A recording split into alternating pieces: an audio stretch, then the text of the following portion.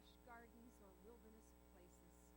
May the words of my mouth and the meditations of all of our hearts be pleasing and acceptable to you, O Lord, our strength and our Redeemer. Amen. So as I have said at the beginning of the service, we've started our 6-week journey to through Lent to Easter, and we mark 40 days plus Sundays, 40 days plus Sundays, because Jesus went into the wilderness for 40 days. So just after Jesus is baptized, but before he's called his disciples, before he's turned water into wine, before he's taught about loving your enemies, first, Jesus goes into the wilderness. And as you read the scriptures, you can't help but be reminded of another giant wilderness journey, and that is the Israelites, who wandered around the wilderness, the desert, for 40 years before they went into the promised land. And it's sort of interesting that, like in Canada, if you were asked, what does the wilderness look like, you would imagine something like Algonquin Park, something like Josh was describing a bit with the camping. But of course, in the scriptures, the wilderness tends to be more like the desert. In both senses, the word wilderness conjures a place that is inhospitable, a place that is that you can't stay in for very long. I mean, I know some people do, but a place that isn't going to sort of sustain you for very long. For us, of course, the wilderness time is figurative. It's not literal.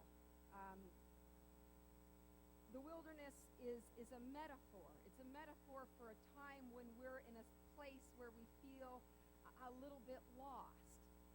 There's a line in one of my favorite bands is U2, and there's a line from a song that goes, "You're dressed up like a car crash. Your wheels are turning, but you're upside down."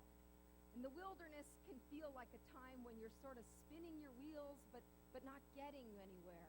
A time when you're going in circles or don't quite know where it is you're going.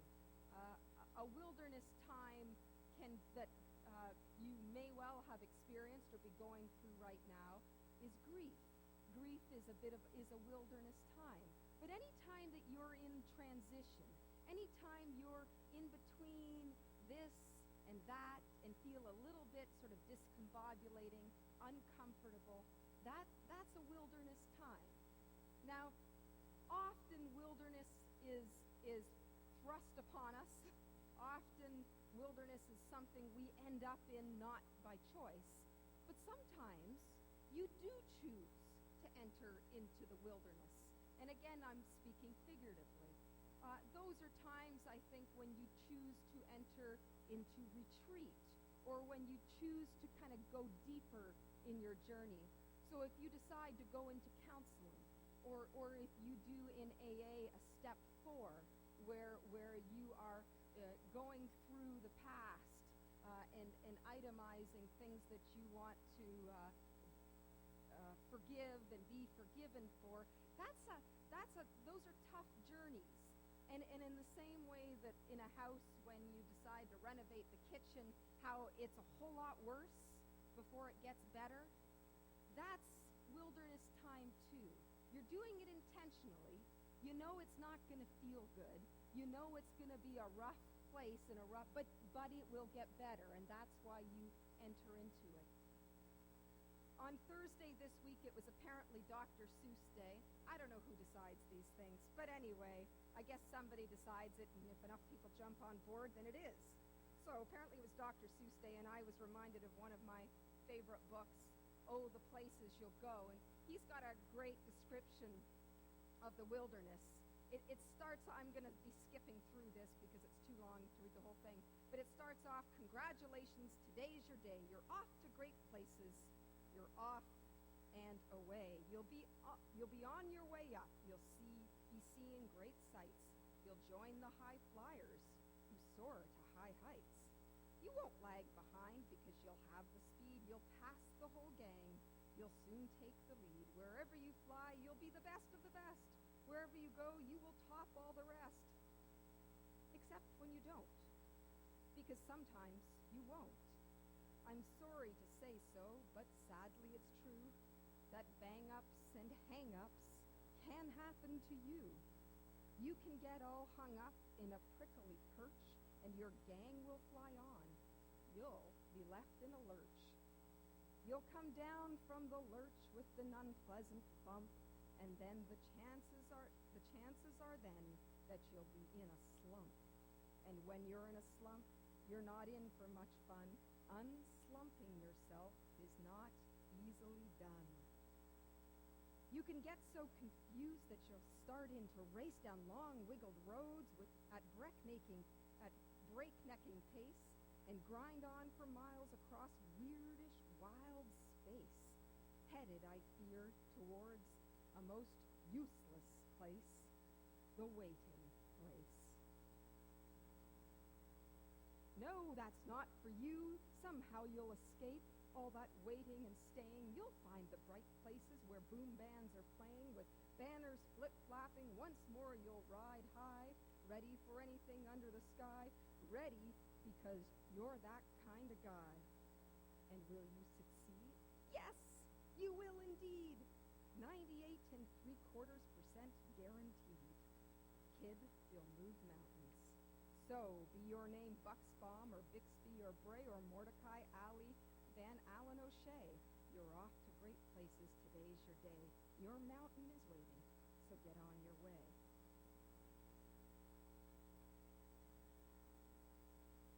Whether we like it or not, wilderness times happen.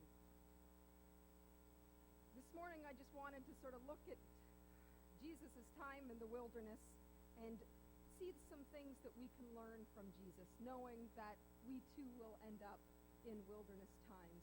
And I think one of the biggest lessons to learn is that we're not alone in our wilderness times. Wilderness times inherently feel lonely. They're lonely, isolating kind of places. But we are not alone in those times.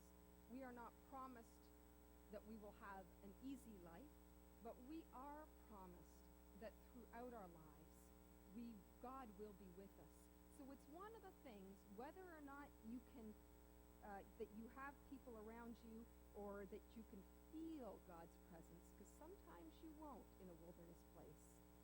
Trust that God is with you in the same way that the shepherd leads the sheep through the dark valley.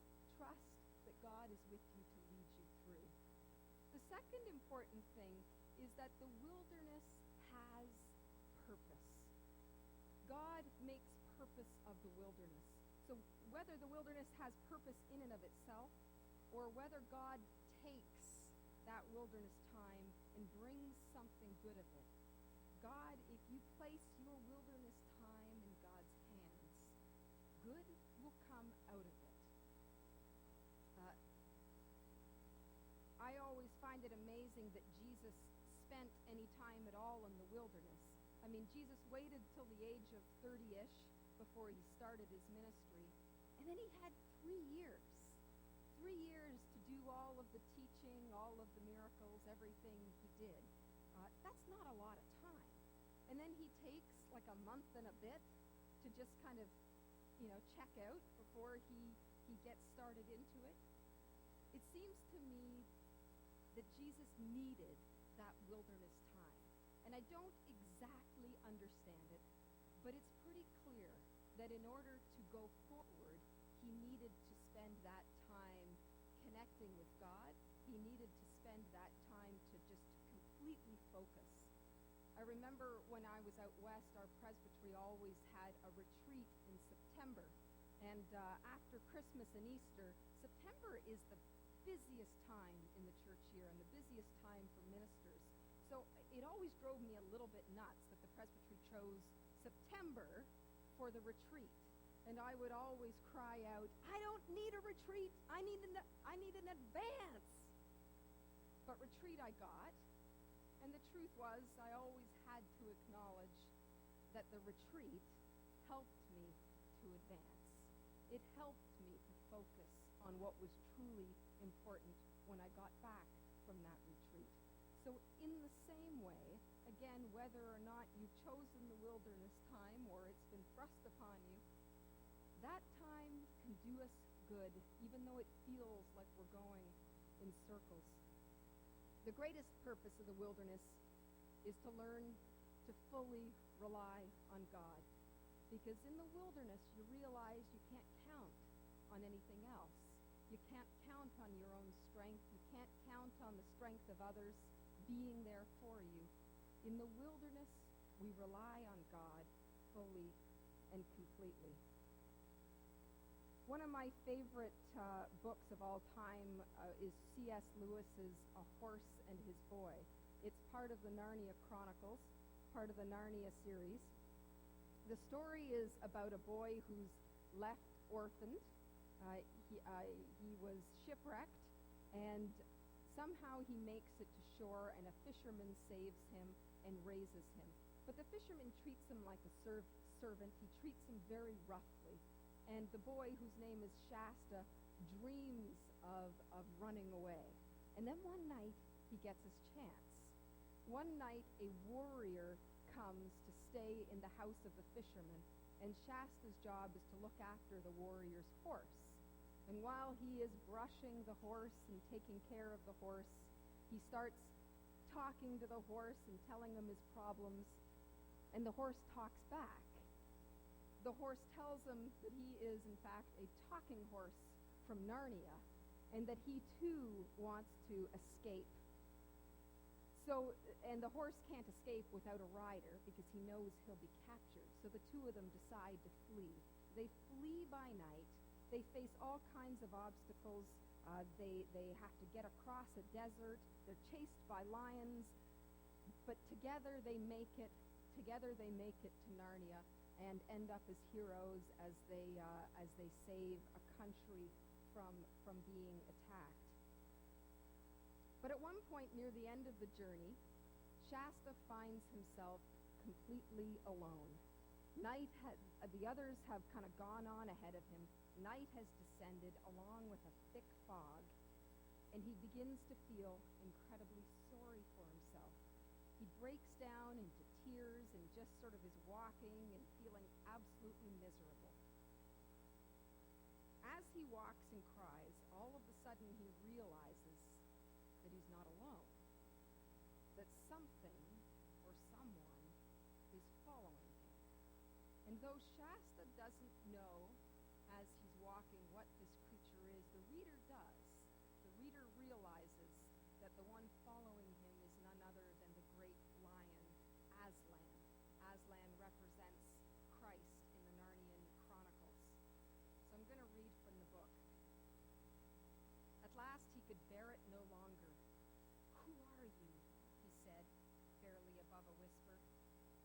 "One who has waited long for you to speak," said the thing. Its voice was not loud, but very large and deep.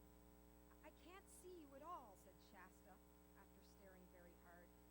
Then, for an even more terrible idea had come into his head, he said, almost in a scream, "You're not something dead, are you? Oh, please do go away.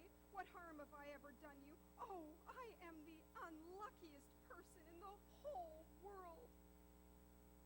Once more he felt the warm breath of the thing on his hand and face.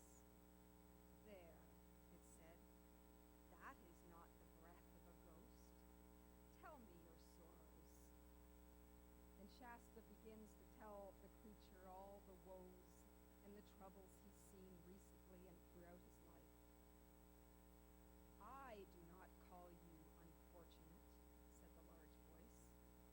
"Don't you think it was bad luck to meet so many lions?" said Shasta. "There was only one lion," said the voice. "What on earth do you mean?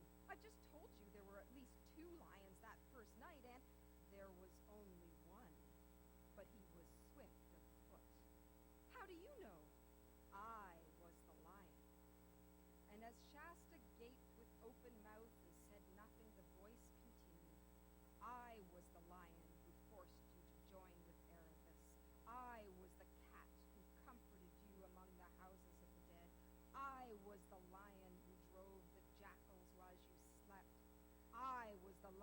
gave the horses new strength of fear for the last mile, so that you should reach King Loon in time. And I was the lion you do not remember, who pushed the boat in which you lay, a child near death, so that it came to shore where a man sat wakeful at midnight to receive you. Who are you? Asked Shasta. Myself, said the voice, very deep and low, so that the earth shook. And again, myself, loud and clear and gay. And the third time, myself, whispered so softly you could hardly hear it, and yet it seemed to come from all around you, as if the leaves rustled with it. Shasta was no longer afraid that the voice belonged to something that would eat him, nor that it was the voice of a ghost, but a new and different sort of trembling came over him. He felt very glad, too. The mist was turning from black to gray and from gray to white. This must have begun to happen some time ago, but while he was talking to the thing, he had not been noticing anything else. Now the whiteness around him became a shining whiteness. His eyes began to blink. Somewhere ahead he heard birds singing. He knew the night was over at last. A golden light fell on them from the left. He thought it was the sun. He turned and saw, pacing beside him, taller than a horse, a lion. It was from the lion that the light came. No one ever saw anything more terrible or more beautiful. And then Shasta finds himself alone again, but he also realizes that he's in Narnia on a bright, beautiful day, the fields lush and green. And it's later that he realizes that the lion had walked with him through an incredibly narrow and treacherous mountain pass that he could barely have made without the night and the fog, and certainly not in the night and the fog. No one likes the wilderness time. But if you've found yourself in one, trust that it won't last forever. And as Winston Churchill once said, if you're going through hell, keep on going. Keep walking. Keep on moving through it. It won't last forever. Trust that God is with you in your wilderness times. And should you choose to enter into a wilderness time, as we try to do every Lent, we go into a time when we choose to go deeper in our faith. I pray that God will give you eyes to see his presence in your wilderness time. I pray that God will give you bread for the journey, enough to get you through the journey. And I pray that the roots of your faith will deepen and go further into the ground, so that when you emerge from that journey, when you emerge from that wilderness time, though you have been pruned, your leaves and your shoots will just grow up into a lushness and a vibrancy that you could not have had without that experience. May God take your wilderness time and make it beautiful and wonderful, healing and renewing. Thanks be to God. Amen. Let's stand and sing.